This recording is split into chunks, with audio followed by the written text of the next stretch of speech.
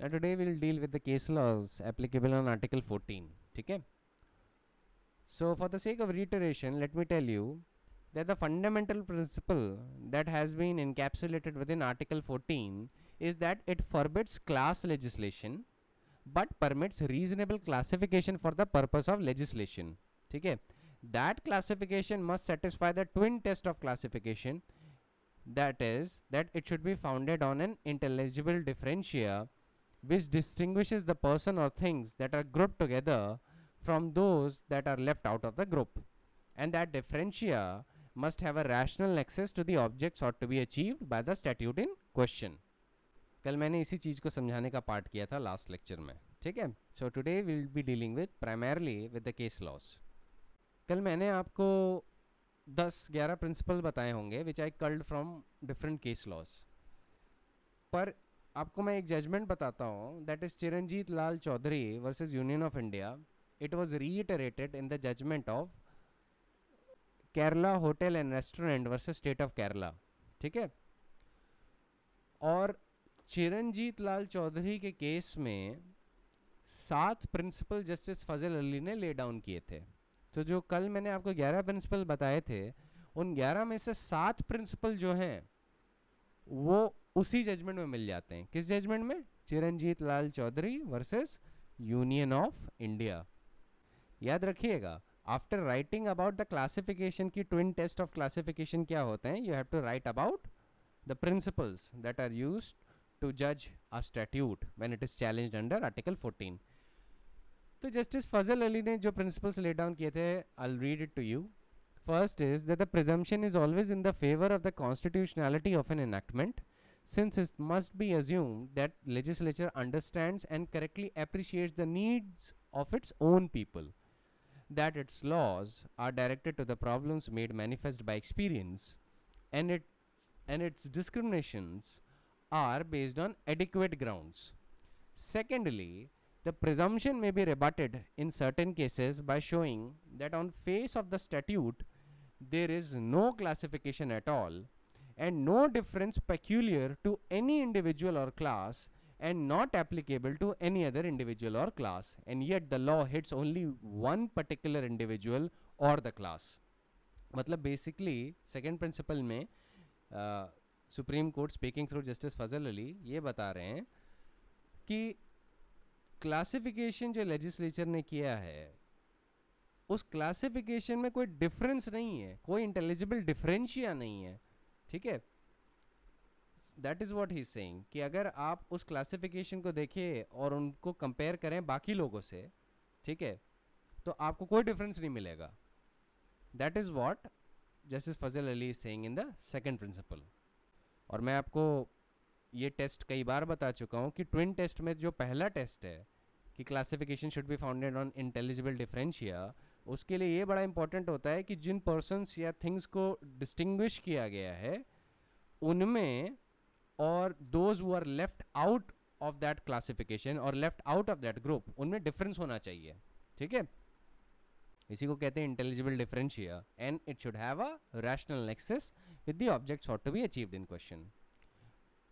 Third principle is that the principle of equality does not mean that every law must have universal application for all the persons who are not by nature, attainment or circumstances in the same position, and the varying needs of different classes of persons often require separate treatment.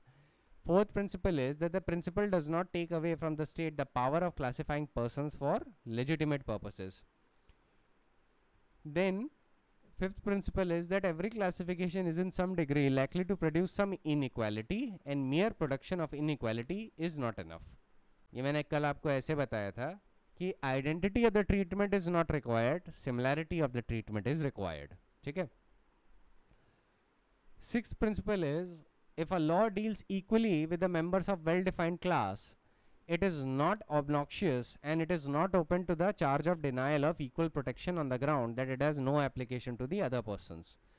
Seventh principle is while reasonable classification is permissible, such classification must be based upon some real and substantial distinction bearing a reasonable and just relation to the objects sought to be attained, and the classification cannot be made arbitrarily and without any substantial basis. Now Chiranjeet Lal Chaudhary versus union of India is also an authority on one more point. ये 7 principal तो थे ही, ठीक है. एक और चीज़ पे वो authority है. किस चीज़ पे? Whether a single individual can be a class by itself. Whether a single object और an individual can be a class by itself. On that question, the Supreme Court said that there may be a law relating to a single individual if it is made apparent that on account of some special reasons applicable only to him and inapplicable to anyone else, that single individual is a class by itself. तो supreme court ने बोल दिया कि yes, a single individual can be a class by itself, but it has to satisfy the twin requirements of classification. ठीक है. तो ये हमेशा याद रखिएगा, single individual can be a class by itself. इसके 2 इलस्ट्रेशन दे देता हूँ. पहला तो चिरंजीत लाल चौधरी का ही दे देता हूँ. इस केस को शोलापुर मिल्स केस भी कहा जाता है. ठीक है. तो हुआ क्या था, इसमें गवर्नमेंट ने टेक ओवर कर लिया था Sholapur spinning and weaving company को. ठीक है, बाय इनैक्टिंग अ लेजिस्लेशन. उस एक्ट को चैलेंज किया गया था by the shareholders of the company on the ground that a single company has been isolated and targeted. ये गलत बात है. ठीक है, और ये आर्टिकल 14 का वायलेशन है. सुप्रीम कोर्ट ने क्या बोला? सुप्रीम कोर्ट ने बोला that a law may be constitutional even though it applies to a single individual if on account of some special circumstances or reasons applicable to him and not applicable to others, that single individual may be treated as a class by itself. और present case में जो Solapur company है, it formed a class by itself because of the mismanagement of the company's affairs prejudicially affected the production of an essential commodity and it has caused a serious unemployment amongst laborers. तो इस base पे supreme court ने जो take over था through a legislation, it was validated और इस भी question को आंसर किया गया कि yes, a single individual may be a class by itself. अब चिरंजीत लाल चौधरी में तो एक कंपनी थी. ऐसे ही मैं आपको और इलस्ट्रेशन देता हूँ. देखिए, जैसे प्राइम मिनिस्टर है. Prime minister is a class by itself. In the case of PV Shastri versus union of India, AIR 1974 Delhi, page number 1, the case was reported and let me tell you what happened. In that case, the question was that the Prime Minister is allowed to use Indian Air Force aircraft for non-official purposes, including election, but this is not available to the other leaders of political party. The court responded by saying that this is not discriminatory because in view of the PM's status and duties, he is a class by himself. And it is necessary to ensure his personal safety and enable him to discharge the official businesses promptly so that the national interest may not suffer. ठीक. इसका दूसरा example है, a special law was passed for Sri Jagannath Temple. ठीक है, एक special law पास हुआ था for Shri Jagannath temple and this was challenged that it violets article 14. Special law को चैलेंज किया गया था कि भाई इस टेम्पल के लिए क्यों स्पेशल लॉ है और ये आर्टिकल 14 का वायलेशन है, बाकी टेम्पल्स के लिए तो नहीं है. So what did the court said?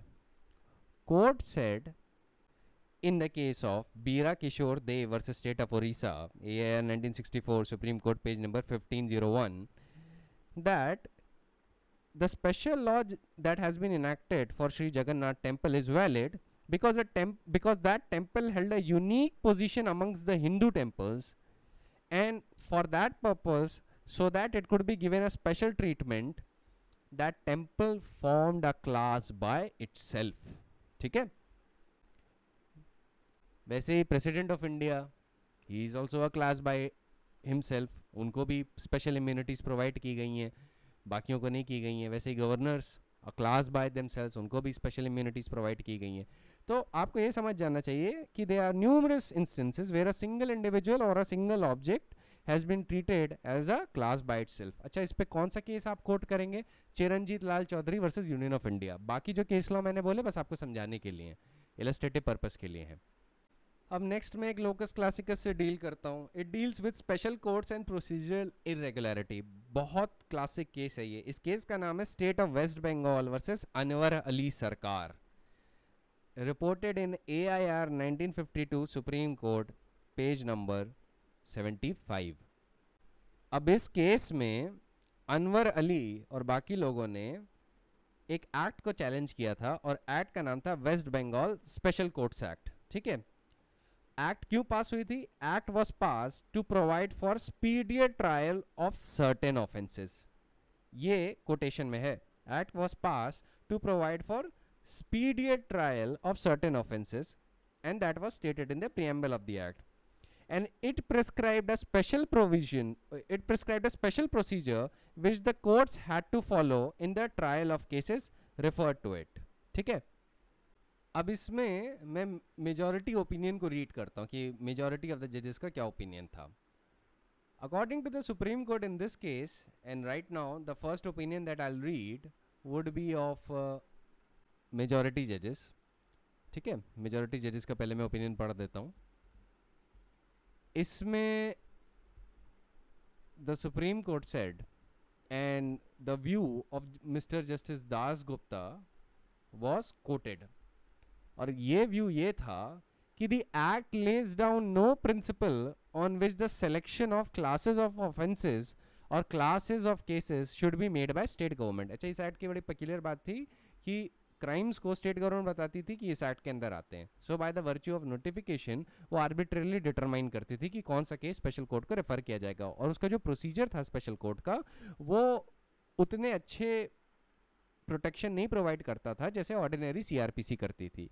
ठीक है, एक तो स्पेशल कोर्ट में प्रोसीजर था वो थोड़ा फास्ट ट्रैक था, जो अक्यूज के पास डिफेंसेस अवेलेबल थे और प्रोटेक्शन अवेलेबल थे वो कम थे। तो ये चीज़ें कोर्ट को नहीं समझ में आई कि किस प्रिंसिपल या किस क्लास या किन कारणों के बेसिस पे आप किसी चीज़ को स्पेशल कोर्ट्स को उस एक्ट के अंदर रेफर कर रहे हैं। तो उसी कॉन्टेक्स्ट में सुप्रीम कोर्ट कहता है कि the act lays down no principle on which the selection of classes of offences और classes of cases should be made by state government. The state government may even arbitrarily determine the classes of cases to be tried by the special court, and if it does so, its action will be well within its power conferred by the act. The act indicates no basis whatsoever on which such classification should be made. I am of the opinion that the whole act is ultra vires of the constitution, and the deletion of the word cases from section 5 would not save the rest of the act from being invalid. तो ये act invalid करार दे दी गई थी। तो आपको conclusion पता चल गया कि majority ने act को invalid करार दे दिया। ठीक है, पर क्यों दिया, ये क्यों आपको समझाना बहुत ज़रूरी है। ठीक है, अब मैंने तो आपके लिए पूरे जजमेंट का ऑपरेटिव पार्ट और रीजनिंग कोट करके रखी है स्टडी नोट्स पे, पर मैं उसको शॉर्ट करके आपको समझाता हूँ वो है क्या। देखिए, जब सुप्रीम कोर्ट ने एक्ट पढ़ी, ऑब्जेक्ट देखा, तो उसने क्लासिफिकेशन के रूल्स लगाए। ठीक है, तो सुप्रीम कोर्ट के हिसाब से कि जो डिफरेंशिया है which is the basis of classification और जो ऑब्जेक्ट ऑफ द एक्ट है, सुप्रीम कोर्ट ने पहले ये बोला कि ये दो अलग अलग चीजें होती हैं। तो object by itself can not be the basis of classification of offences और cases, for in absence of any special circumstances which may distinguish one offence और केस फ्रॉम अदर ऑफेंस और case, the speedier trial would be desirable in disposal of all offences और cases. Supreme Court के हिसाब से कि object है speedy trial का, ये बाय इटसेल्फ क्लासिफिकेशन का बेसिस नहीं हो सकता जब तक कोई स्पेशल सर्कमस्टेंसेस ना हो विच डिस्टिंग्विशेस वन ऑफेंस और केस फ्रॉम अनदर ऑफेंस और केस। अब सुप्रीम कोर्ट ने इसके एग्जाम्पल भी दिए।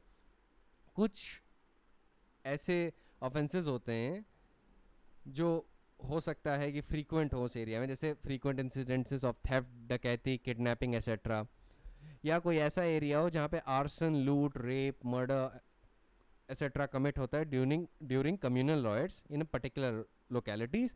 उन सिचुएशंस में the state might legitimately call for speedy trial in the interest of the community. Similarly, political murders or crimes against the state may require speedy trial. These special circumstances add a peculiar quality to these offences or classes of offences or classes of cases which distinguishes them from stray or isolated cases of similar crimes. ठीक है, फिर supreme court ने act पे और गौर किया और court ने बोला कि एक्ट ले डाउन कहीं भी नहीं करती है कि किस बेसिस पे क्लासिफिकेशन वो करेगी। ठीक है, so the Act did not lay down any basis for classification, nor did it mention clearly that what kind of cases were to be directed for trial by special courts.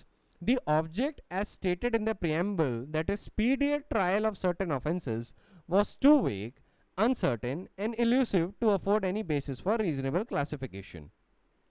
Section 5, which authorizes the government to direct cases to be tried by special courts, contravened Article 14 as it conferred arbitrary powers on the government to classify offences or cases at its pleasure. तो majority ने क्या held किया? Majority held the procedure laid down by the act varied substantially from the procedure laid down for trial by CrPC, and Article 14 applies to both substantive as well as procedural law because discrimination can occur in both. Hence the act was declared to be ultra vires of the constitution. ठीक है, मतलब invalid करार दे दी गई थी because it violated Article 14. तो अनवर अली सरकार का case, State of West Bengal versus Anwar Ali Sarkar, ये special courts के नाम से बड़ा फेमस केस है. ठीक है, स्पेशल कोर्ट्स के कॉन्टेक्स्ट में आता है. West Bengal Special Courts Act इसमें चैलेंज की गई थी. और ये केस दो चीज़ों पे अथॉरिटी है. पहला कि जो क्लासिफिकेशन है अगर वो इर्रेशनल है या गवर्नमेंट के ऊपर आर्बिट्रेरी डिस्क्रेशन दे दिया गया है कि इट कैन क्लासीफाई केसेस एट्स पर इट्स ओन विल, कि ये स्पेशल कोर्ट से ट्राई होंगे, ये नहीं ट्राई होगा. ठीक है, वो अपनी विम्सिकल फैंसी के हिसाब से ऐसा रेफरेंस दे सकती है और स्टैट्यूट ने उन्हें गवर्नमेंट को एम्पावर कर रखा है. तो ऐसी सिचुएशन में वो आर्टिकल 14 से हिट कर जाएगी. ठीक है, और दूसरी चीज़ जिस पे ये अथॉरिटी है वो ये है कि आर्टिकल 14 सब्सटेंशिव और प्रोसीजरल लॉ दोनों पे अप्लाई करता है क्योंकि डिस्क्रिमिनेशन दोनों में ऑकर हो सकता है. याद रखिएगा, State of West Bengal versus Anwar Ali Sarkar में प्रोसीजरल लॉ चैलेंज किया गया था. ठीक है, अब अनवर अली सरकार के केस को स्पेशल कोर्ट्स बिल के केस से कंफ्यूज मत कर लीजिएगा. ठीक है, वो अलग चीज़ है. एक स्पेशल कोर्ट्स बिल का भी केस है, वो 1 दिसंबर 1978 को डिसाइड हुआ था बाय द सुप्रीम कोर्ट. ठीक है, उसमें scope, content and meaning of article 14 of the Constitution was bit elaborated upon by referring to the catena of judgments that were available during that time of the Supreme Court itself. ठीक है, तो याद रखिएगा, the reference of the special courts bill versus unknown decided on 1st December 1978 is a different case, and the case of West Bengal versus Anwar Ali Sarkar is a different case, merely because you see in the question that special courts की बात हो रही है. तो इस पे एक चीज़ focus करिएगा कि ये स्पीडियर ट्रायल वाली बात इंक्लूडेड है कि नहीं क्वेश्चन में, क्योंकि अगर स्पीडियर ट्रायल वाली बात भी इंक्लूडेड है तो आप समझ जाइए कि question is talking about your State of West Bengal versus Anwar Ali Sarkar. लेकिन अगर सिर्फ स्पेशल कोर्ट्स बिल के कॉन्टेक्स्ट में सवाल आया है तो it is speaking about another judgment. ठीक है, ये दूसरा जजमेंट है. Special courts Bill versus unknown का केस अलग है. It was decided on 1 December 1978. और आपका State of West Bengal versus Anwar Ali Sarkar दूसरा केस है. इट वाज डिसाइडेड ऑन 11 जनवरी 1952. ठीक है, अच्छा, स्पेशल कोर्ट्स बिल के केस में सुप्रीम कोर्ट ने क्या हेल्ड किया था? सुप्रीम कोर्ट ने पहले तो Maneka Gandhi versus union of India के जजमेंट को कोट किया इन कॉन्टेक्स्ट ऑफ आर्टिकल 14. और मैं चाहूँगा कि आप इस ऑब्जर्वेशन को हमेशा एग्जाम में कोट करें जहाँ पे भी आप कर पाएँ. एग्जैक्टली इस तरीके से कोट करने की ज़रूरत नहीं है, पर इसका एसेंस कोट करने की ज़रूरत है. ठीक है, and let me read out the paragraph to you. Here in the special courts bill, Supreme Court is quoting Menaka Gandhi versus Union of India. So it quotes, and the Supreme Court says, what is the content and the reach of the great equalizing principle enunciated in Article 14? Supreme Court said there can be no doubt that it is the founding faith of the Constitution, and it is indeed the pillar on which rests securely the foundation of democratic republic. ठीक? Then the Supreme Court continued and said, and therefore it must not be subjected to a narrow, pedantic or lexicographic approach. No attempt should be made to truncate its all-embracing scope and meaning, for to do so would be to violate its activist magnitude. equality is a dynamic concept with many aspects and dimensions, and it cannot be imprisoned within the traditional and doctrinaire limits. Article 14 strikes at arbitrariness in the state action and ensures fairness and equality of treatment. The principle of reasonableness, which legally as well as philosophically is an essential element of equality or non-arbitrariness, pervades Article 14 like a brooding omnipresence. अब इस पूरे paragraph में सबसे important line क्या है? First, you will not interpret Article 14 in a pedantic or lexicographic manner. ठीक है, literal interpretation नहीं करना है. उससे भी ज़्यादा इंपॉर्टेंट पार्ट क्या है? Article 14 strikes at the arbitrariness in the state action and ensures fairness and equality of treatment. ठीक? The principle of reasonableness, which legally as well as philosophically is an essential element of equality or non-arbitrariness, pervades Article 14 like a brooding omnipresence. ये जो brooding omnipresence वाली line है ना, बहुत important है, जरूर coat करिएगा. Then the Supreme Court continued and said that the decisions clearly lay down that though Article 14 forbids class legislation, it does not forbid reasonable classification for the purpose of legislation. In order, however, to pass the test of permissible classification, two conditions must be fulfilled. First, classification must be founded on intelligible differentia, which distinguishes the person or things that are grouped together from those which are left out of the group. And secondly, the differentia must have a rational relation to the objects sought to be achieved by statute in question. और क्या principal lay down हुए थे इस special courts Bill के case में? देखिए, और supreme court ने बोला, और ये देखिए बातें अब आपको पता चल चुकी हैं, ठीक है, क्योंकि मैं इतना डिस्कस कर चुका हूँ. You know what the Supreme Court is going to say, but I will reiterate it, क्योंकि अब आपको केस लॉ की बैकिंग चाहिए, because it is one of the quotable cases. The reference of special courts bill is a quotable case. So the Supreme Court, speaking through Justice Chandrachud, restated the settled provisions and settled propositions which emerged from the catena of judgment of Supreme Court. ठीक है? So what were those? एक तो ये मेनका गांधी वाला तो मैंने बता ही दिया. बाकी ये था कि the constitutional command to the state to afford equal protection of its laws sets a goal not attainable by the invention and application of a precise formula. Therefore, the classification need not be constituted by an exact or scientific exclusion or inclusion of persons or things. The court should not insist on delusive exactness or applying doctrinaire test for determining the validity of classification in any given case. Classification is justified if it is not palpably arbitrary. मतलब mathematical एग्जैक्टिट्यूड court नहीं देखता है classification या equality purpose के लिए. ठीक है, ये मैं आपको अभी जब मैंने जस्टिस फजल अली द्वारा जो प्रिंसिपल्स कल डाउन हुए थे उसमें मैं बता चुका हूँ. ठीक है, वो कौन सा केस था? Chiranjit Lal Chowdhuri versus union of India. ये किस केस की हम बात कर रहे हैं? ये स्पेशल कोर्ट्स बिल की बात कर रहे हैं, the reference of special courts. Next principle is the principle underlying the guarantee of Article 14 is not that the same rules of law should be applicable to all persons within the territory, or that the same remedy should be made available to them irrespective of the difference or circumstances. It only means that all persons similarly circumstanced shall be treated alike both in privileges conferred and liabilities imposed. Equal laws would have to be applied in the same situation, and there should be no discrimination between one person and another if, as regards the subject matter of legislation, their position is substantially the same.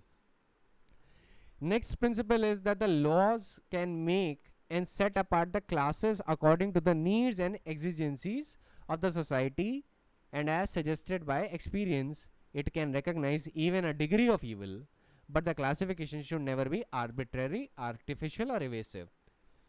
Next principle was that the classification must not be arbitrary but must be rational, that is to say it must not only be based on some qualities or characteristics which are to be found in all persons grouped together and not in those who are left out, but those qualities or characteristics must have a reasonable relation with the object of legislation ठीक है, फिर वही Supreme court ने twin test reiterate किए इसी judgment में. I don't think I need to repeat it again and again.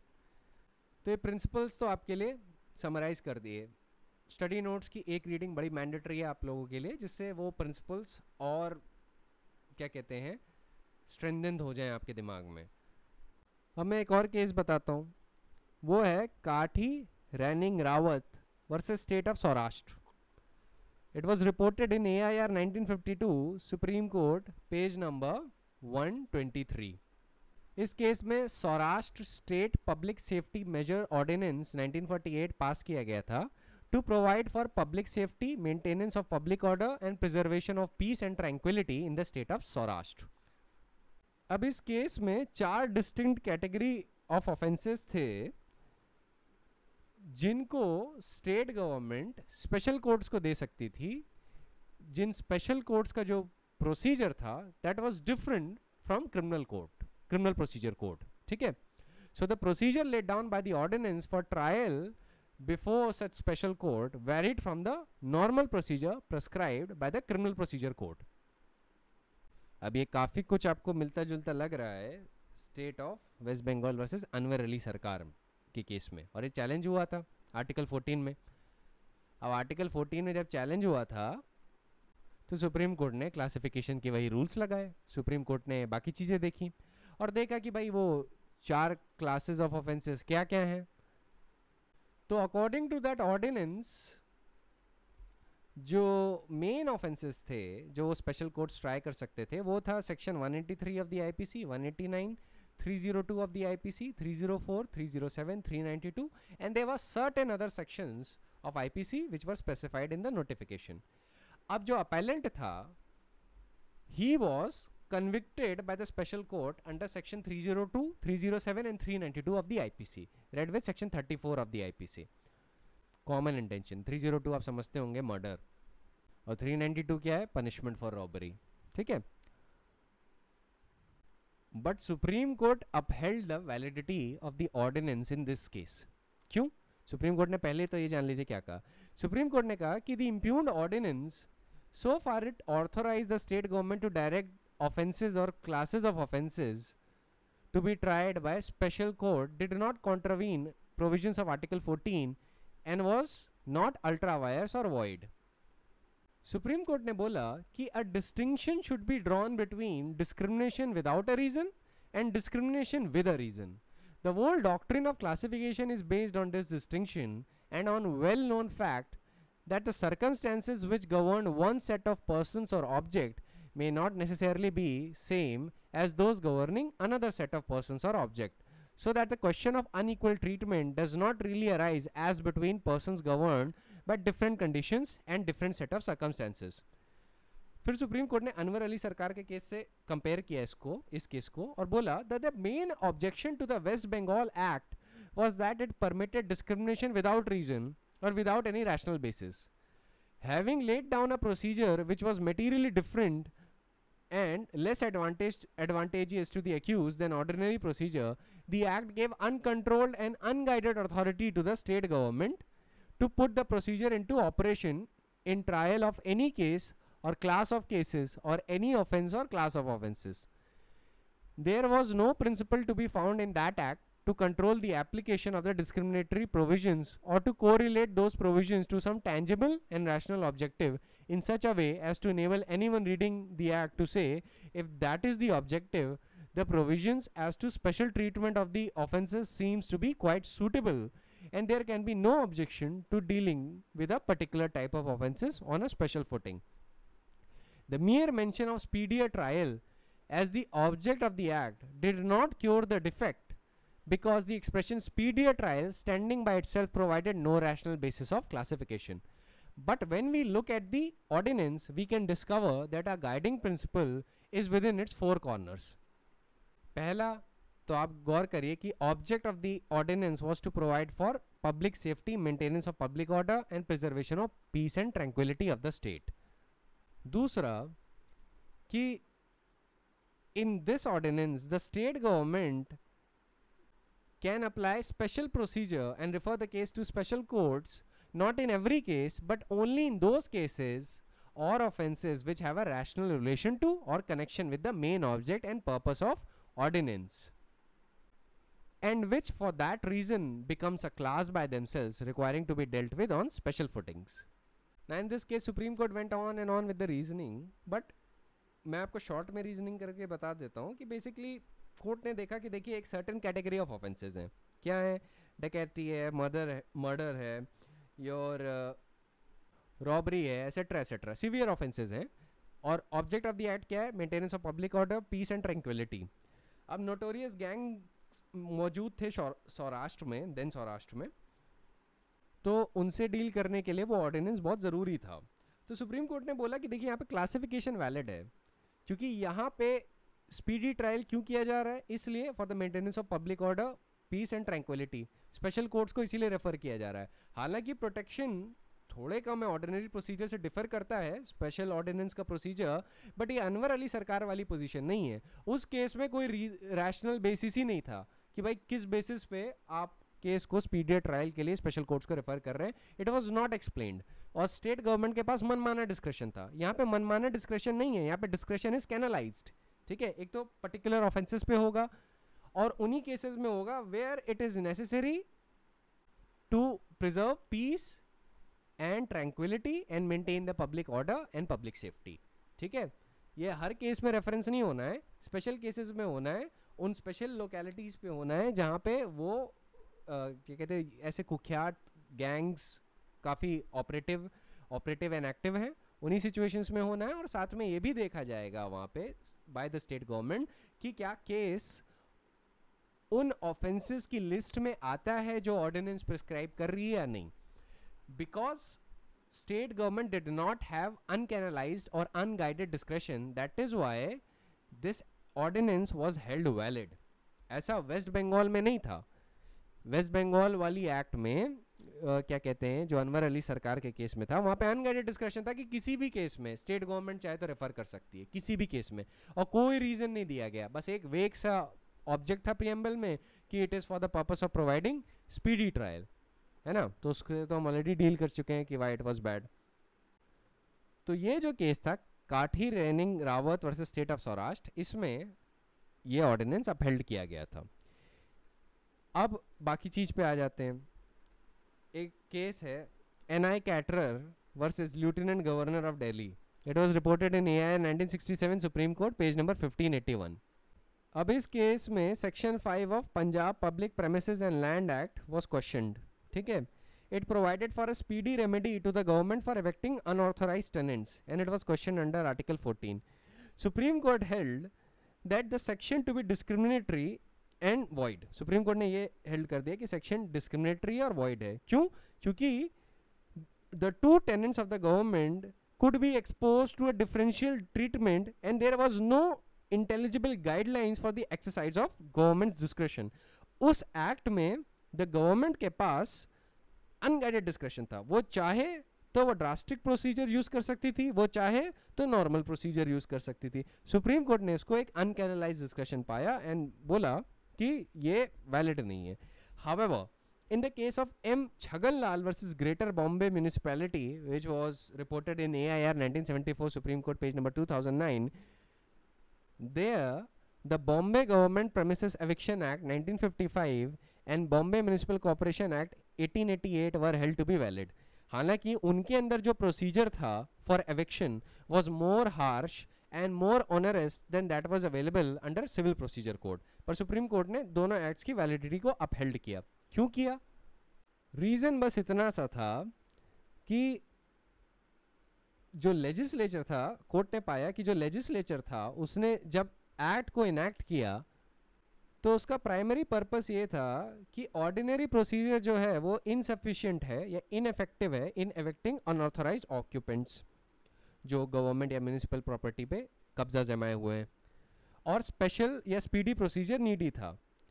साथ ही साथ इन एक्ट्स में लेजिस्लेचर ने क्लियर गाइडलाइन रख रखी थी कि किन सिचुएशंस में the duty of evicting on the unauthorized occupants by a special and speedier procedure would occur. तो इस केस में impugned act जो थी they were found to be not violating article 14.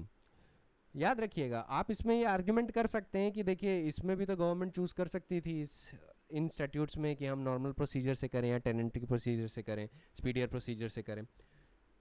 ये आर्ग्यूमेंट लिया भी गया था सुप्रीम कोर्ट के सामने। सुप्रीम कोर्ट ने बोला कि it is not every fancied possibility of discrimination but the real risk of discrimination that we must take into account, and this is not one of those cases where discrimination is writ large on the face of the statute। ठीक है, supreme court ने पाया कि act के अंदर sufficient guidelines हैं, और supreme court ने प्रियम्बल भी एक्ट का देखा, ऑब्जेक्ट भी देखा, सारे पर्पस देखे और देखा कि अनकैनलाइज डिस्क्रिमिनेशन पहली बात तो नहीं है, दूसरा सफिशिएंट गाइडलाइंस हैं, और तीसरा उसने पाया कि legislature understands that the procedure that has been provided in the ordinary statute is insufficient to evict the persons who are occupying the government or municipality property, ठीक है, for the purpose of eviction।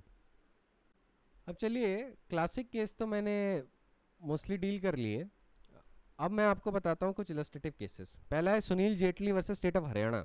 ठीक है, ये सिर्फ सुनने के लिए आपको समझना है कि ये फॉर समझाने पर्पस के लिए। इस केस में the reservation of some seats for the admission to MBBS course for students who were educated from class 1 to class 8 in common rural schools was held to be violative of Article 14, as the classification between the rural educated and urban educated students for the purpose was wholly arbitrary, having no nexus to the object, that was providing extra facilities to the students coming from rural schools to enter medical college। Similarly, in Ajay Hasia versus Khalid Mujib, ये मैं आपको case बता चुका हूँ article 12 के lecture में, इसमें regional engineering college made admissions on the basis of oral interview after a written test. The court held that the allocation of 1/3 of total marks for the interview was plainly arbitrary and violative of article 14। The oral interview can't be regarded as a very satisfactory test for evaluating the caliber, as it is subjective and capable of abuse, and it can't be the exclusive test. It should be resorted only as an additional or supplementary test। अभी मैं इसी oral interview के context में भी एक और case आपको बताऊंगा, वो जुडिशियल सर्विस से रिलेटेड है। वहाँ पे 30% एलोकेशन इज वैलिड, ठीक है, वहाँ पे 1/3 ऑफ द मार्क्स वैलिड कर देगा कोर्ट, क्योंकि जुडिशियल ऑफिसर्स के कॉन्टेक्स्ट में मेचोरिटी की बहुत ज़रूरत होती है। पर अभी मैं और केस आपसे डिस्कस कर लूँ जो आर्टिकल 14 के कॉन्टेक्स्ट में, इलस्ट्रेटिव पर्पस के लिए, एग्जांपल्स देने के लिए। फिर air India versus Nagesh Mirza, AIR 1981, supreme court, page number 1829। Here the petitioner challenged the validity of the regulations under which they could be retired at the age of 35 years, or if they got married within 4 years of their service, or on first pregnancy, on the ground that they were discriminative and violative of Article 15 and 16. Supreme Court held that the termination of service on pregnancy was manifestly unreasonable and arbitrary, and was therefore clearly violative of Article 14. Further, the provision for extension of service of air hostess at the option of the managing director confers a discretionary power without laying down any guidelines or principle, and liable to be struck down as unconstitutional। याद रखिएगा, जहां पे भी court ने पाया कि अनकैनलाइज्ड या unguided discretion है, वहां क्या करेगा court? It will strike down it under article 14। वैसे ही नेक्स्ट आपका केस है Y Srinivasa Rao versus J Veeraiah, AIR 1993, Supreme court, page number 929। In this case Supreme Court held that the government's policy to give preference to less educated persons over more educated persons in granting license for running a fair price shop was arbitrary and liable to be set aside. The policy of the government to prefer an uneducated person over an educated person amounts to allowing premium on ignorance, incompetence, and consequently inefficiency, and therefore it is unconstitutional. Similarly, in the case of Radhe Shyam Singh versus Union of India, and its citation is AIR 1997, Supreme Court, page number 1610. In this case, the preparation of zone-wise separate merit list by subordinate service commission on the basis of same examination which was conducted in various zone was held to be violative of Article 14 and also Article 16. इन दोनों provisions का violation माना गया था by the Supreme Court. Supreme Court said that the selection must be strictly based on merit. The objective sought to be achieved by this process or method of selection was to enable the candidates from different regions to be absorbed in the vacancies arising within the respective regions. But the court held that there exists no nexus between the process of zone-wise selection and the object to be achieved, that is selection of the best candidates. तो statute का object है कि best candidates क्या वो best candidates government में आए, ठीक है, लेकिन आप zone wise merit list provide कर रहे हैं. तो कोर्ट ने बोला कि कोई रैशनल नेक्सस नहीं दिख रहा with the objects ought to be achieved, hence the classification test failed और the act and the process was found to be violative of article 14 and 16. इसमें जो प्रोसेस था that was preparation of zone wise separate merit list, उसको struck down कर दिया गया था, ठीक है. वैसे ही Mithu versus state of Punjab, AIR 1983 Supreme court page number 473, ये मैंने आपको IPC के लेक्चर में भी बताया होगा. इसमें the court struck down section 303 of IPC as unconstitutional on the ground that the classification between the persons who commit murder whilst under the sentence of life imprisonment and those who commit murder whilst under no imprisonment for the purpose of making death sentence mandatory in the case of former class and optional in the case of latter class was not based on any rational principle.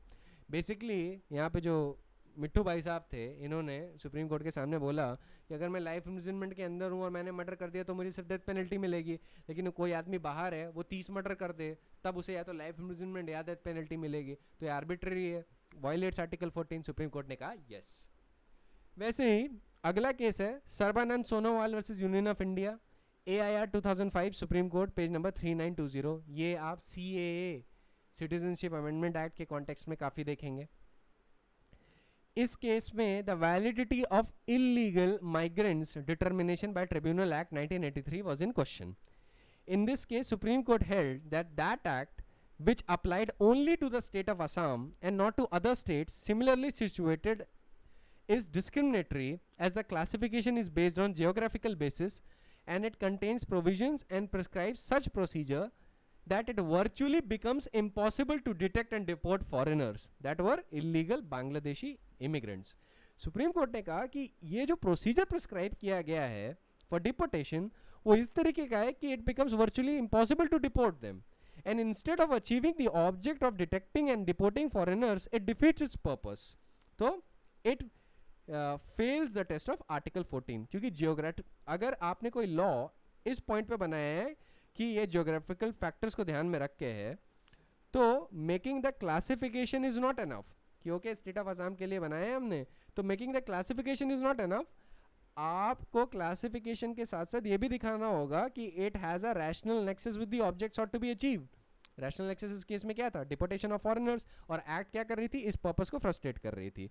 तो court ने कहा कि अगर geographical consideration को हम sole criteria बनाएंगे then it will be open to the legislature to apply enactments made by it to any subdivision or district within the state and leaving others at their sweet will. अब देखिए मैं ये नहीं कह रहा हूँ कि geographical factor cannot be a classification, वो हो सकता है. इस केस में सुप्रीम कोर्ट कह रहा था कि geographical factor को आपने बनाया है एक classification, लेकिन जो nexus है rational nexus with the objects ought to be achieved वो नहीं दिख रहा कहीं पे. Act is rather frustrating the object of the act. Object of the act is to detect and deport illegal immigrants. Here, the act rather than facilitating the object, it is defeating the object. ठीक है? वैसे next illustration is Javed versus State of Haryana. In this case, Apex Court upheld the constitutional validity of certain provisions of Haryana Panchayati Raj Act 1994, which disqualified a person for holding the office of Sarpanch or a Panch of Gram Panchayat if he had more than 2 living children. The provision was challenged that it was discriminatory. ठीक है, Javed, mister Javed जो petitioner थे उन्होंने ये challenge किया कि भाई ये discriminatory है. Supreme Court held that the provision is not discriminatory and the classification made by it, that is person having more than 2 children and person having not more than 2 children, is based on an intelligible differentia having nexus with the object of popularization of family planning program, and the provision does not violate Article 14 or Article 25 of the Constitution. Mr. Javed का एक और argument था कि my religion mandates me to have as many number of children as possible. So supreme Court के सामने main argument ये रखा गया था कि अगर आप इस पर रिस्ट्रेंट लगाएंगे by legislature then it amounts to interfering in my faith, और अगर मेरे फेथ में इंटरफेरेंस है then it is violative of article 25 the constitution also. 14 और 25 में दोनों लाए गए। सुप्रीम कोर्ट ने कहा नो इट्स नॉट, और रीजनिंग वही दी कि it is for the purpose of popularisation of family planning programme, और जो इंटेलिजिबल डिफरेंशिया और क्लासिफिकेशन है ये ट्विन टेस्ट पे एकदम सही उतरता है। ठीक है, तो Javed versus state of Haryana भी ध्यान रखिएगा। Then comes the case of John Valmaton versus Union of India. Here the Supreme Court held that Section 118 of Indian Succession Act 1926 is discriminatory and violative of Article 14 because it places certain restrictions upon an Indian Christian to bequeath his property for religious or charitable purpose. We see the next case on this point, not on this point, which deals with Article 14 is K.H. Siraj versus High Court of Kerala. In this case, the appellants challenged the validity of Kerala Judicial Service Rules 14 and 15, in which the minimum marks were fixed for interview for the selection of judicial magistrates. The Supreme Court held that the rules made by the Kerala High Court for the selection of judicial officers is valid, and it also held that interview is the best method for assessing the suitability of the candidate because it brings out overall intellectual and personal qualities of the candidate, while written examination will testify the candidate's academic knowledge. अब याद रखिएगा कि जो large portion of interview marks है ये judicial service में हो सकता है, बट ये आपकी जनरल सिविल सर्विसेज या for the purpose of selection in a university उसके लिए रिक्वायर्ड नहीं है। ठीक है, वहाँ पे अगर बहुत large number of marks interview को अलॉट कर दिए गए तो वो आर्बिट्ररी हो सकता है, जैसा कि हमने अजय हसी वर्सेस खालिद मुजीब के केस में गौर किया, जहाँ पे allocation of 1/3 of total marks of for the interview was plainly arbitrary and violative Article 14, but that won't be the case in the case of judicial service. अभी इस पे मैं आपको और भी केसेस बताऊंगा, पर और सुन लीजिए। In the case of E.W. Chinnaiya versus State of Andhra Pradesh, it was held that it is not open to a state to subclassify the scheduled caste and apportion the seats and quota already reserved for the scheduled caste as a whole among such सब classes. Supreme court कह रहा है कि state schedule caste को further सब classify नहीं कर सकता क्योंकि ऐसा सब क्लासिफिकेशन या माइक्रो क्लासिफिकेशन आर्टिकल 14 का वायलेशन होगा and it would violate doctrine of reasonableness. ठीक है, वैसे ही in the case of APBC Sangh versus Jharkhand State Vaishya Federation, citation है ये 2006 Supreme court page number 2814। In this case, the appellants challenge the validity of state government order amalgamating extremely backward class and backward class into one group for the purpose of reservation in professional and educational institutions as violative of Article 14. Supreme Court held that the state's government decision to amalgamate the two classes is unreasonable as two different classes are treated similarly. Treating unequals as equals is violative of Article 14. ठीक है? In the absence of new circumstances, Supreme Court continued and said that in the absence of new circumstances justifying the aforesaid amalgamation, the government's decision is arbitrary and unreasonable. वैसे ही मान लीजिए कि अगर government कोई cut off date fix करे कि भाई इस डेट के बाद न्यू पेंशन स्कीम लगेगी और इस डेट से पहले ओल्ड पेंशन स्कीम लगेगी, तो क्या ये कट ऑफ डेट आर्बिट्ररी है? Does it violate article 14? क्या ये उसके अंदर चैलेंज हो सकती है? तो कैन कट ऑफ डेट्स, दूसरी तरीके इस सवाल को पूछने का तरीका, can cut off dates be challenge under article 14? Its answer is yes, it can be, लेकिन उसका सक्सेस या फेलियर डिटरमाइन करेगा उन्हीं ट्विन टेस्ट ऑफ क्लासिफिकेशन पे। In the case of CSIR versus Ramesh Chandra Agrawal, reported in AIR 2009, Supreme court page number 1848, Supreme Court said that the state is entitled to fix a cutoff date. Such a decision can be struck down only when it is arbitrary. ठीक है? Its invalidation may also depend upon the question as to whether a rational nexus with the object sought to be achieved is there or not. Fixing of a cutoff date is within the domain of the executive authority and court will normally not interfere with it. But in the guise of executive authority, अगर executive exercises its discretion in an arbitrary manner, then Article 14 will come into play, because wherever there is arbitrariness, Article 14 will not allow it to live. वैसे ही मान लीजिए there are two set of foreigners, एक Burma से है और एक आपका बांग्लादेश से है.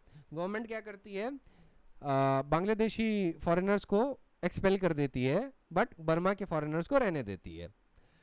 तो इस पे क्या है, क्या आर्टिकल 14 का वायलेशन है? तो देखिए, as far as the power of government of India to expel foreigners is concerned, according to the Supreme Court, it is absolute and unlimited, and there is no provision in the Constitution fettering its discretion, and the executive government has unrestricted right to repel or expel a foreigner. ठीक है? So far as the right to be heard is concerned, there cannot be any hard and fast rule about the manner in which the person concerned has to be given an opportunity to place his case. तो याद रखिएगा, there is a case, मैं आपको case का नाम भी बता दूंगा, लेकिन सुप्रीम कोर्ट ने the power to expel foreigners को एब्सोल्यूट और अनलिमिटेड करार दिया है. किस केस में? Sarbananda Sonowal versus union of India, AIR 2005, supreme court, page number 2920. वैसे ही अगर मान लीजिए डिफरेंट प्रिविलेजेस, रिस्पॉन्सिबिलिटी या सैलरी स्कीम फिक्स्ड है in group A services and group B services, does it violate Article 14? The answer is obviously no.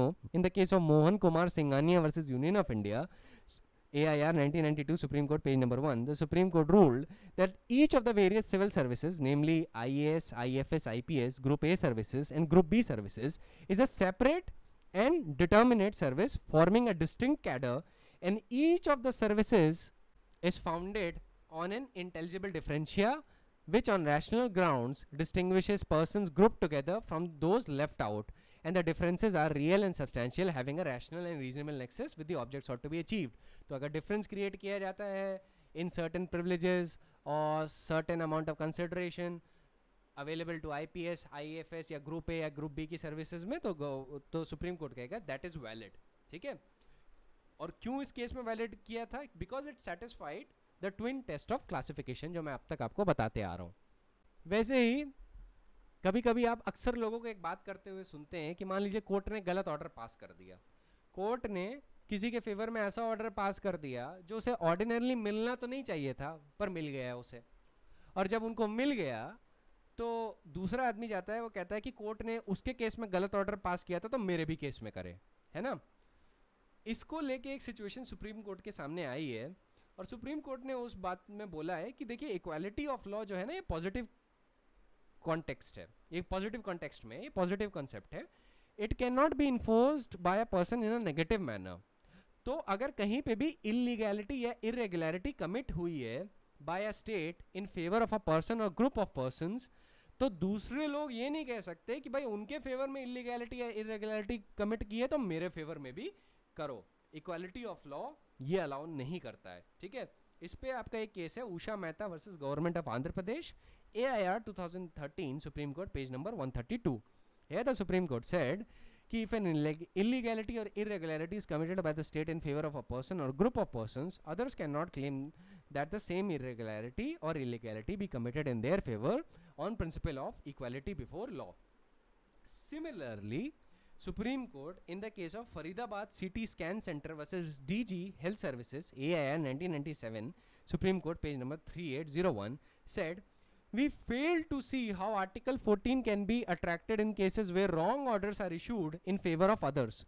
Wrong orders cannot be perpetuated with the help of Article 14 on the basis that such orders were earlier passed in favor of some other persons, and therefore there will be discrimination against others if the correct orders are passed against them.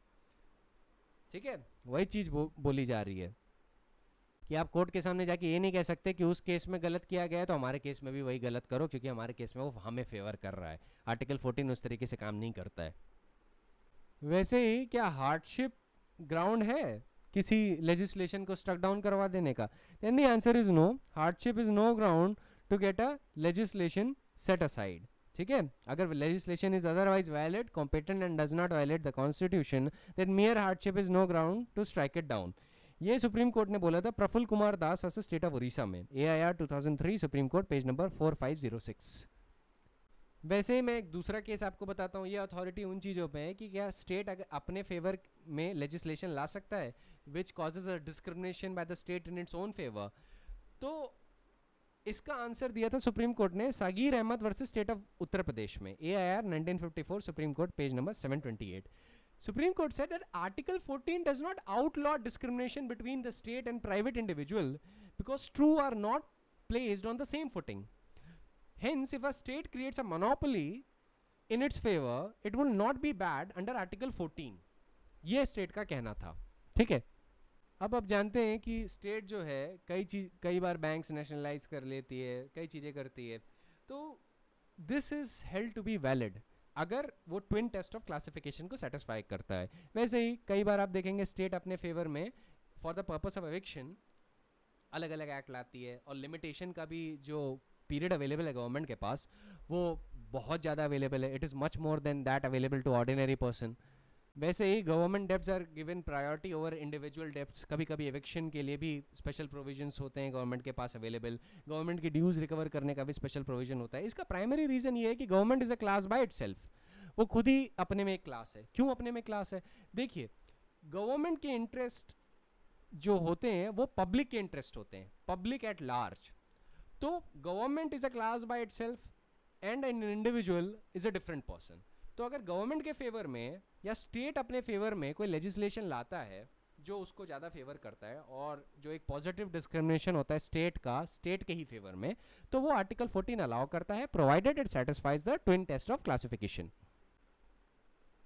वैसे ही economic affairs में क्या court interfere करेगा? इसका answer है generally no, generally नहीं करता. इसमें मैं आपको केस बताता हूँ जिसको बेरर बॉन्ड्स केस भी कहा जाता है. उस केस का नाम है RK Garg versus union of India.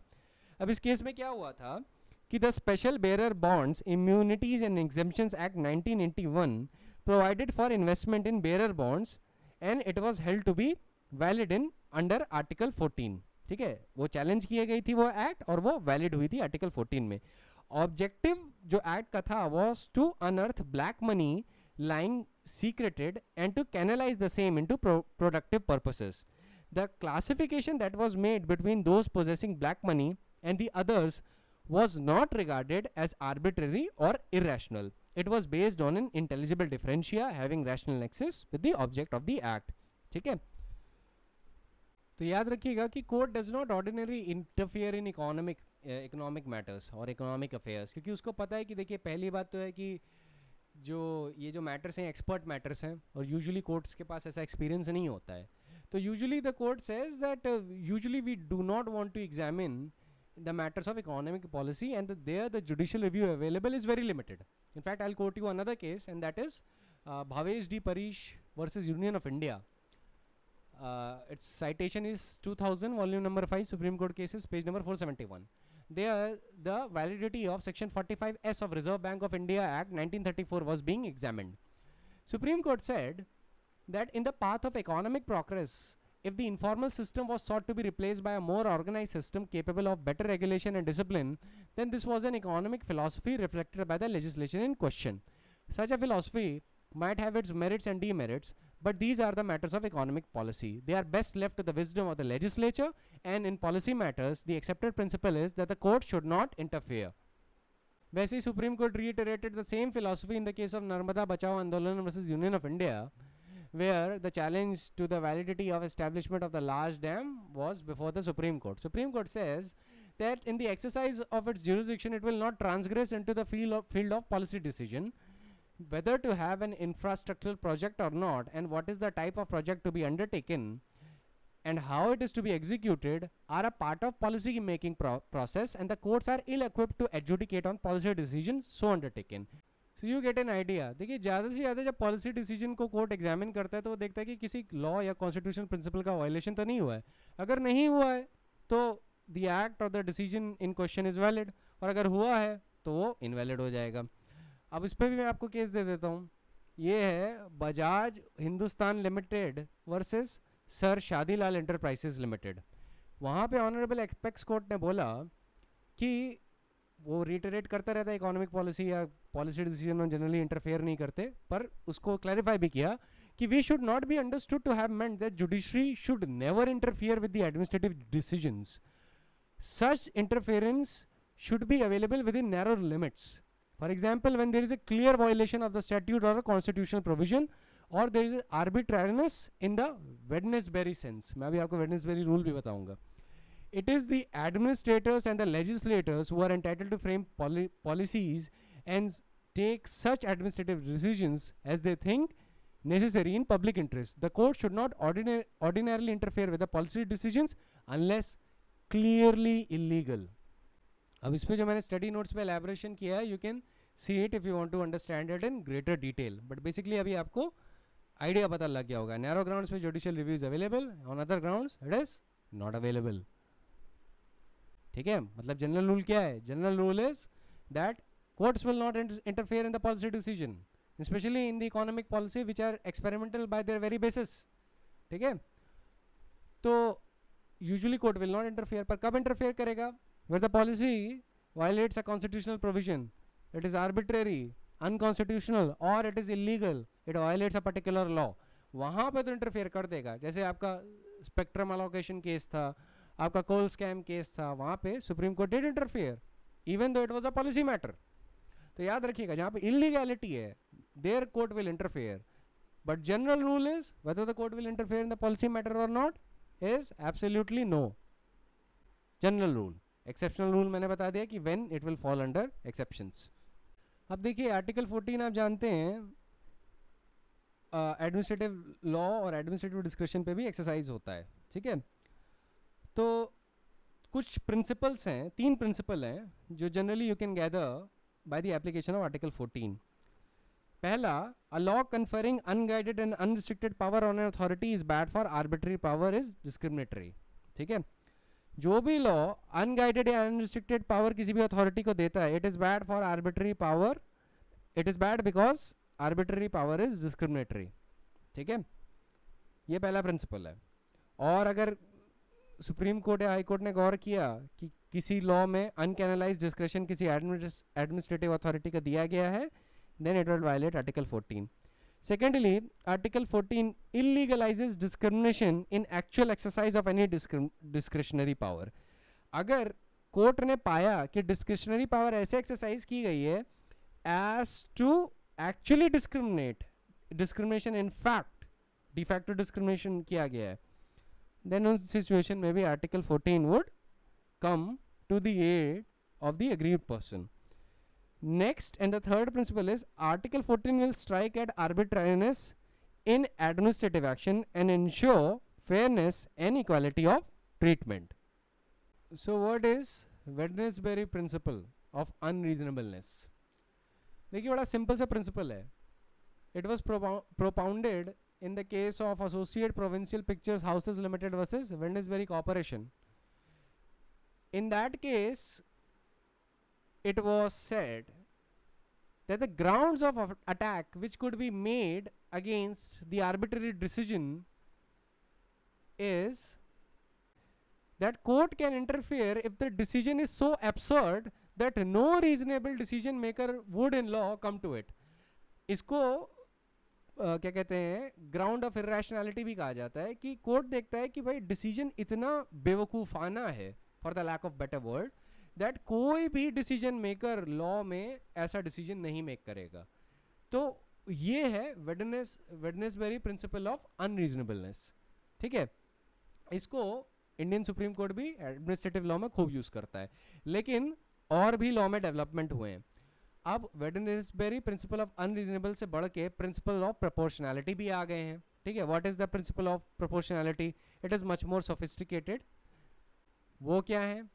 पहला प्रिंसिपल है प्रिंसिपल ऑफ प्रोपोर्शनैलिटी का कि द प्रोपोर्शनैलिटी में रिक्वायर द रिव्यूइंग कोर्ट, मतलब जो कोर्ट जुडिशियल रिव्यू एक्सरसाइज कर रहा है, to assess the balance which the decision maker has struck, not merely whether it is within the range of rational और reasonable decisions, but to see that whether the decision maker has in actuality acquired that balance or not. इसको दूसरी तरीके से भी कह सकते हैं that proportionality requires the reviewing court to assess the balance which the decision maker has struck, कि किस बैलेंस के हिसाब से क्या वो proportionate है, जो डिसीजन लिया है वो proportionate in essence है या नहीं.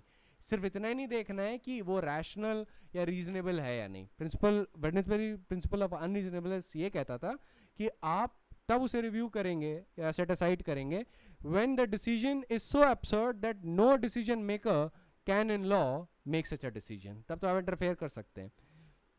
But principal of proportionality 2 step आगे बढ़ के कहता है कि कोर्ट जो है बैलेंस करेगा कि the decision maker has made a balance decision और नॉट, प्रोपोर्शनल डिसीजन लिया है या नहीं.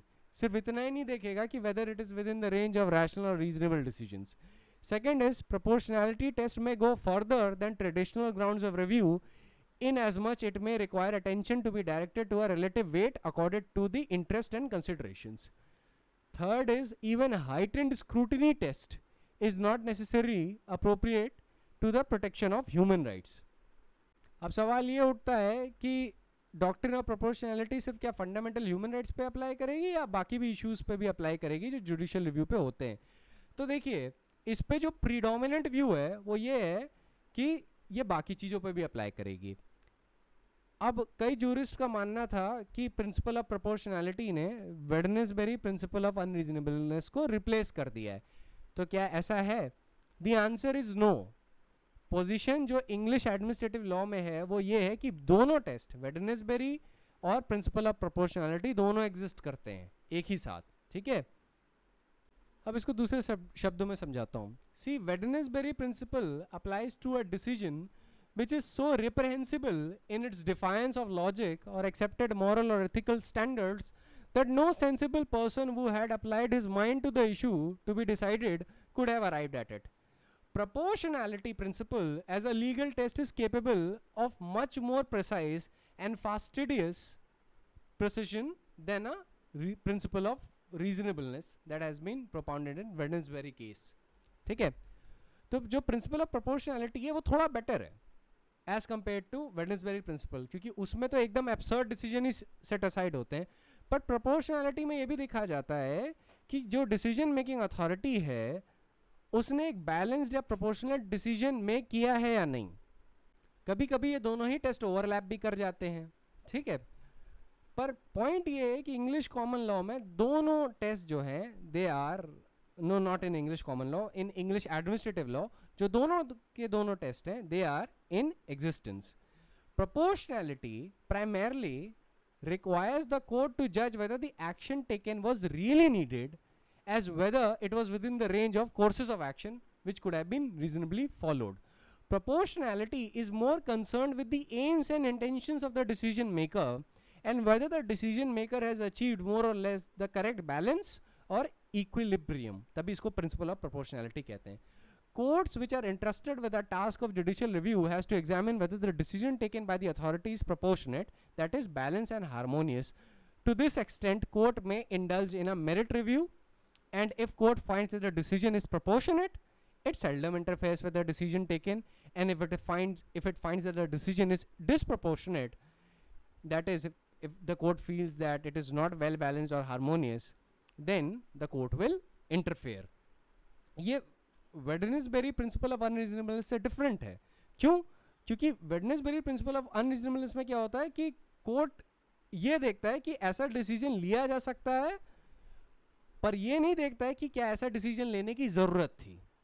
प्रिंसिपल ऑफ प्रोपोर्शनैलिटी में कोर्ट देखेगा कि क्या उस सर्कमस्टेंसेस पे जिस पे एडमिनिस्ट्रेटिव डिसीजन लिया गया was it proportional harmonious to the present circumstance, क्या बैलेंस्ड वे में लिया गया है, क्या प्रोपोर्शनल वे में लिया गया है. अगर हाँ तो इंटरफेयर नहीं करेगा और अगर ना तो इंटरफेयर करेगा. ठीक है, दूसरे शब्दों में सिंपल शब्दों में कह सकते हैं कि क्या एडमिनिस्ट्रेटिव डिसीजन लेने की ज़रूरत थी.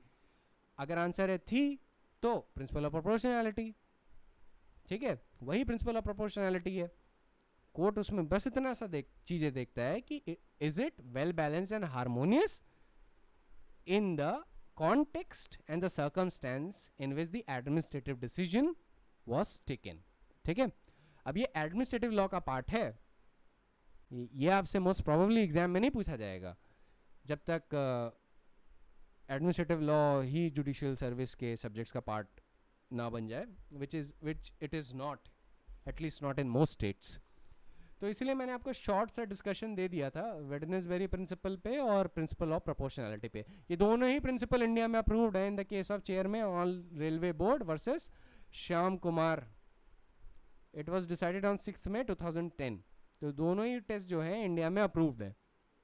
और आप अक्सर देखेंगे कि प्रिंसिपल ऑफ प्रोपोर्शनैलिटी और वेडनेसबेरी प्रिंसिपल ओवरलैप करेंगे in practice of these laws, क्योंकि आप ये देखेंगे कि भाई जो डिसीजन वेडनेसबेरी प्रिंसिपल पे फेल हो रहा है वो प्रिंसिपल ऑफ प्रोपोर्शनैलिटी पे भी फेल होगा, ठीक है. A test which is failing on Wednesbury principle of unreasonableness will also fail on the principle of proportionality. But ज़रूरी नहीं है कि जो टेस्ट प्रिंसिपल ऑफ प्रोपोर्शनैलिटी पे फेल हो रहा है वो वेडनेसबेरी प्रिंसिपल ऑफ अनरीजनेबलनेस पे फेल होगा. अक्सर ओवरलैप कर जाता है पर कभी कभी ओवरलैप नहीं करता है. जो रीसेंट डेवलपमेंट है इंडियन कोर्ट्स में वो प्रिंसिपल ऑफ प्रोपोर्शनैलिटी ज़्यादा यूज़ कर रहे हैं, ठीक है. तो ये तो लॉ और प्रैक्टिस बताने के लिए हो गया था. अब जरा जियोग्राफिकल डिविजन्स पे आ जाता हूँ, क्योंकि अभी सर्बानंद सोनोवाल पे थोड़ी मैंने बात की. तो क्या जियोग्राफिकल डिविजन्स के बेसिस पे कोई लॉ हो सकता है? The answer is yes, it is possible. Supreme Court in the case of Clarence Pais versus union of India, its citation is AIR 2001 Supreme Court page number 1151, said that historical reasons may justify differential treatment of separate geographical regions provided it bears reason and just relation to the matters in respect of which differential treatment is accorded. Uniformity in law has to be achieved, but it is a long drawn process. अब इसी decision को आपको balance करना है with the case of Sarbananda Sonowal versus union of India, जहाँ पे ये बोला गया था कि अगर क्लासिफिकेशन टेस्ट पे फेल कर गया देन बाय जियोग्राफिकल क्या कहते हैं जियोग्राफिकल डिफरेंशिएशन के बेसिस पे जो लॉ आया है it won't be allowed to be passed. अब एक लास्ट पॉइंट से डील करता हूँ, that is grant of benefits by the state. ठीक है, कि जब स्टेट कोई बेनिफिट देती है इन फॉर्म्स ऑफ लार्जेस्ट या कोई रिलीफ देती है या ग्रांट्स देती है किसी पर्सन या ग्रुप ऑफ पर्सन्स को, क्या वो आर्बिट्रेरली दे सकती है, अपनी स्वीट विल पे दे सकती है? Then the answer is no.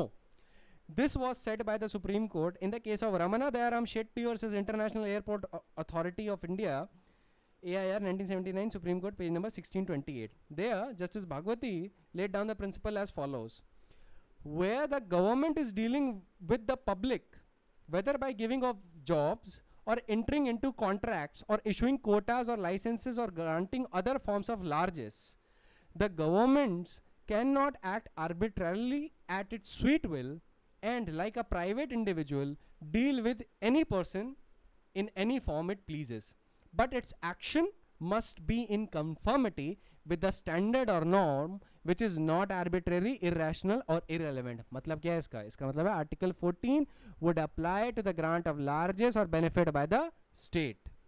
अच्छा, रमना में क्या हुआ था, इस केस में क्या हुआ था? मैंने तो इसमें आपको टेस्ट बताए हैं स्टेट के कॉन्टेक्स्ट में, लेकिन इस केस में बता देता हूँ आर्टिकल 14 के कॉन्टेक्स्ट में क्या हो रहा था.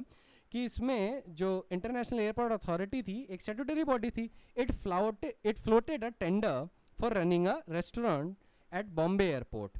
अब certain conditions for eligibility were laid down by the government.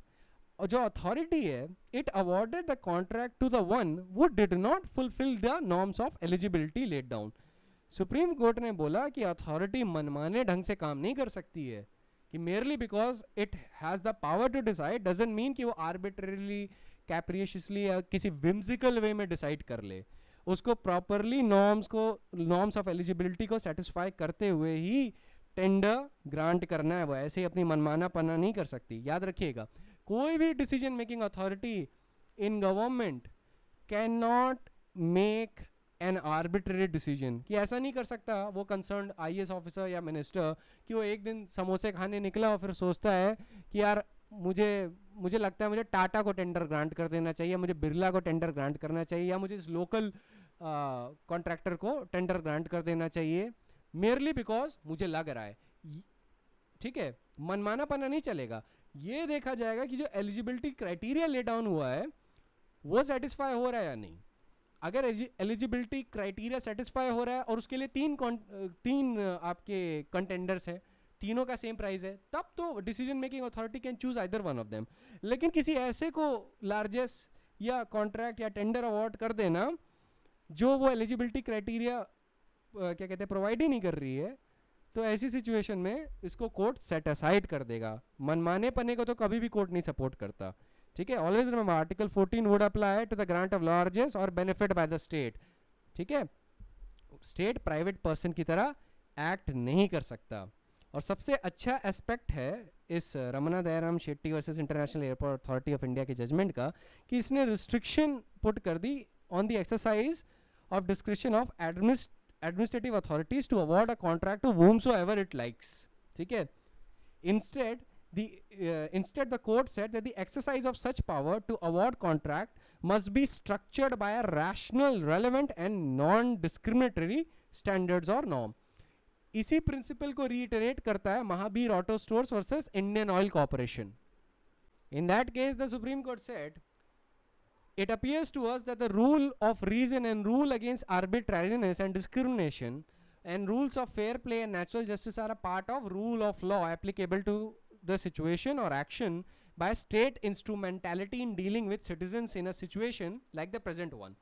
Even though the rights of citizens are in nature of contractual rights, the manner, the method and motive of decision of entering or not entering into a contract are subject to judicial review on the touchstone of relevance and reasonableness, fair play, natural justice, equality and non-discrimination in the type of transaction and nature of the dealing as in present case. तो मतलब simple सा यही है कि the principle is that the state cannot act in an arbitrary or discriminatory manner in the matter of conferring or not conferring benefits on individual, and the distribution of largesse should be reasonably applied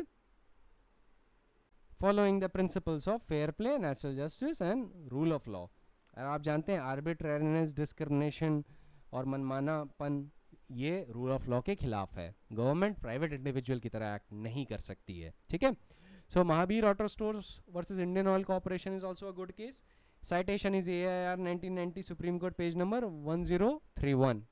अब आप सोचते होंगे कि judicial discretion जो courts के पास है क्या वो भी मनमानापन है? तो मैं आपको बहुत पहले ही बता चुका हूँ कई लेक्चर्स में. A judicial discretion is always logical, it can never be arbitrary. Judicial discretion हमेशा रीजंस पे एक्सरसाइज होता है. अगर कभी भी जुडिशियल डिस्क्रेशन बिना रीजन के एक्सरसाइज हुआ है तो हमेशा सुपीरियर जुडिशियल से सेट असाइड कर देती है. Always remember, discretion vested in a judicial officer is exercisable on facts and circumstances of each particular case, and it does not amount to denial of equal protection of laws. Judicial discretion is always based on logics, merits and reasons. That is what in law is properly called a judicial discretion. अब आपको क्या कहते हैं, allocation of marks और principle of article 14 पे कुछ illustrative case law देता हूँ. अब अजय हसिया और खालिद मुजीब का तो मैंने बता दिया. अब देखिए केस है Indian airlines corporation versus captain K C Shukla. इसका साइटेशन है आपका 1993 volume number 1 supreme court cases page number 17. यहाँ पे सुप्रीम कोर्ट ने पॉइंट किया कि एक डिस्टिंक्शन है between the interviews which are held for the competitive exams और admissions in educational institutions and selection for higher post. जो इंटरव्यूज कॉम्पिटिटिव एग्जाम्स के लिए होते हैं वहाँ पे efforts are made to limit the scope of arbitrariness by lowering down the proportion of marks at the viva. ठीक है, interview की स्टेज पे. But the same standard can not be applied for selection for higher post. तो जो भी higher post हैं उनमें अगर large chunk of marks are allotted for the interview purpose तो वो कोर्ट बोलेगा कि ये वैलिड है. इस पे एक और केस देता हूँ for the purpose of illustration. वह Mahmood Alam Tariq versus state of Rajasthan. AIR 1988 supreme court page number 1451.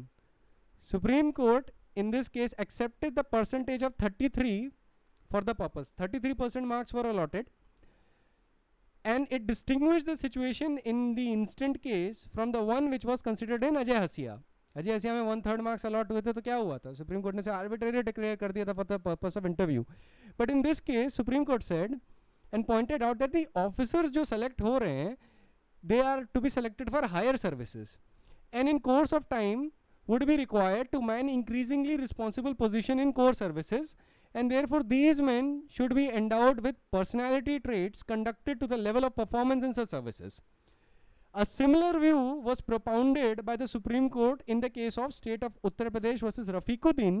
Its citation is your AIR 1988 Supreme Court page number 162, and State of Uttar Pradesh versus Rafiquddin was in context of judicial service. वहाँ पे the prescription of marks allotted हुआ 35% थे.